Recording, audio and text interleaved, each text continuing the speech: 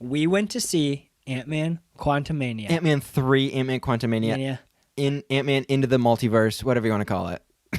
I literally thought it was called Ant-Man Multiverse because listen to this. I was like, okay, all the last movies feature this. Oh, I'm so excited for Spider-Verse Into the Multiverse. Here we go I know. again. I'm like excited about the animation, but then there's the multiverse. Which basically means that whatever happens in the movie doesn't really matter. Yeah. Yeah, that's true. I was thinking about that. The end of the movie, they went exactly... I watched a review. I know. It went exactly back to where it started. Yeah, that's what I was thinking at the end. I was like, not much change, except... I guess I won't say anything because it's new, and I won't say anything about the end, but there's one thing. Well, you can say no spoiler ending. You could just say... Just word it. Do you want me to word it? There was just a very it's... Well, I was going to say, there's a one thing that happens that actually impacts anything.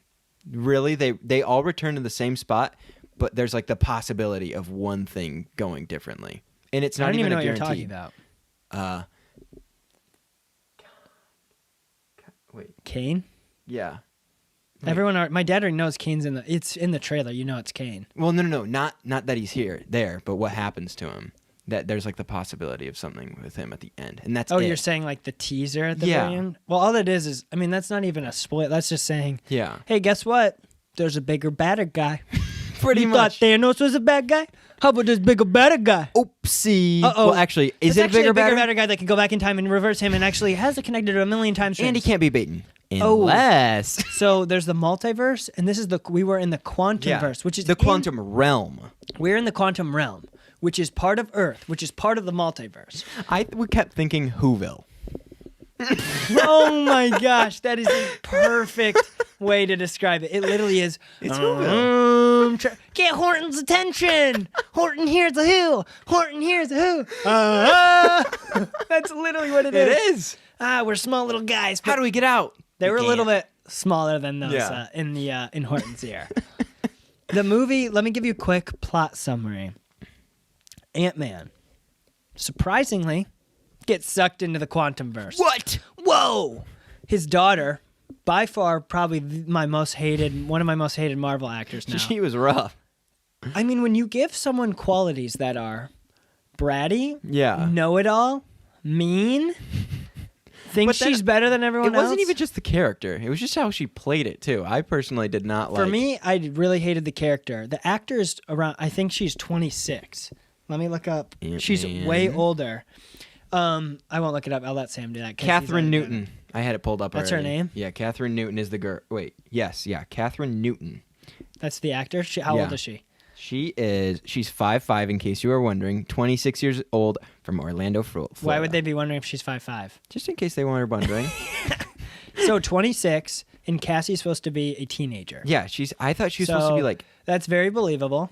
I was a little confused on why she was so old. I understand there's the blip, but she was like... No, she's old because the actor's old. Yeah. She's supposed to be...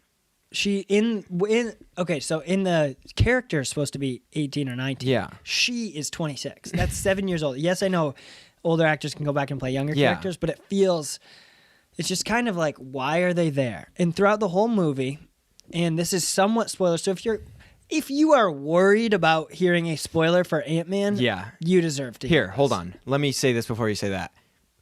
If you're worried about it, just remember there's a 48% on Rotten Tomatoes. Now go ahead. Everything at the end closes off, and he starts off in the exact same place he started at. Meaning, the entire movie meant nothing. Oh, yeah. And throughout the entire movie, they're trying to make you believe that this is the most important thing ever to happen. Yeah. The world will end if if Kane escapes. So the daughter that's overly annoying creates I don't even know what it's called. I'm not talking about the end. I'm not going to say that. Because that's not even... That at that point, she's already done everything else. She's the reason they're in the quantum verse, because she's so smart that in a garage, a teenager built this. Hey, Marvel, let's see. Actually, it was by accident. How many? I think it was on purpose. She was trying to discover stuff about it. They were trying to discover stuff, but then the grandma No, pulls it happened on accident. Yeah, she built it on purpose. Yeah, no, I'm talking about how she built. I'm not talking about accident. Okay. So in Marvel, they like to do this thing where every girl. Teenager's a genius. Black Panther 2. All in tech, too. Every super girl, smart tech girls. Let's see here. Super smart tech girl. Oh, is she really bratty and annoying? Why don't they like these characters? This is almost like we did the same thing as last time. Why aren't they enjoying it this time? It's almost like we're just really bad at making good movies. And we won't get on our Marvel rant because that'll we take forever. They made Paul Rudd, who's easily like one of the most charismatic people. Yeah. He is easily and flawlessly entertaining. And they, instead of letting him take the reins and kind of carry this movie, basically push him off as a side character. Pretty much.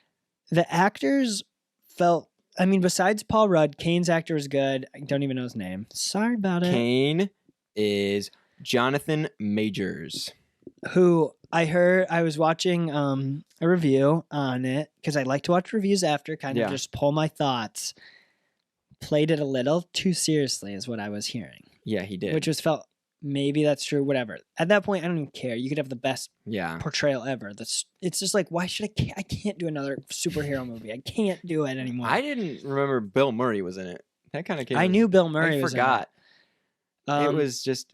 It's like Bill Murray walked onto set one day and said, "You got me today. Guys, that's it." Guys, not that they asked him to be in the movie. He asked them, put me in this movie. That was his role. He didn't influence anything. Yeah. He didn't help anything. That's true. He didn't hurt anything.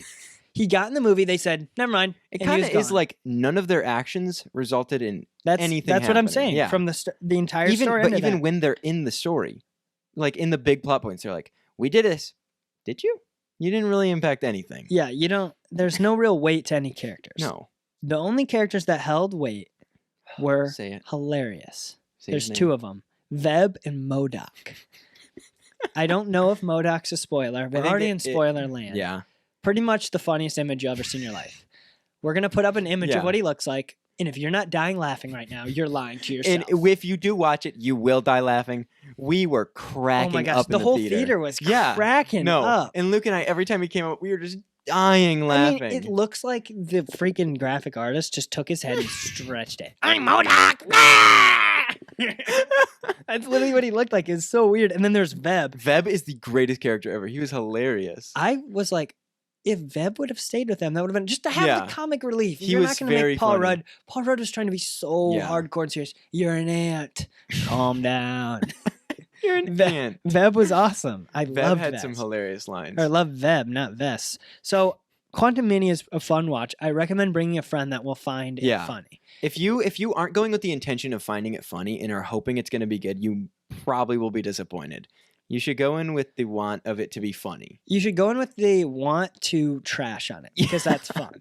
That is fun. While we were there, we ran into my uncle, Matt, and my teacher and fellow podcaster, Dave Greendowner. Yeah, who are at the same show, same time. Who are big. I see a lot of movies with them. Seen movies with them. They're big movie guys. We didn't talk about this. We just saw them on there. No. We're like, hey, Dave sat right next to Sam. And it was so funny because it was like it was a weird experience to see people that you know at a movie theater, but not people that are the people you don't want to talk to. Yeah, no. Because there's definitely those people. Yeah, when he sat down next to me, I was like, okay. And usually if like someone I'd known had sit next to me, I would have been like, are you kidding? This sucks. But no, I was fine. And it was just nice to know that they were there with us. Oh, yeah. It was a brotherhood. Oh, yeah. It was definitely a brotherhood.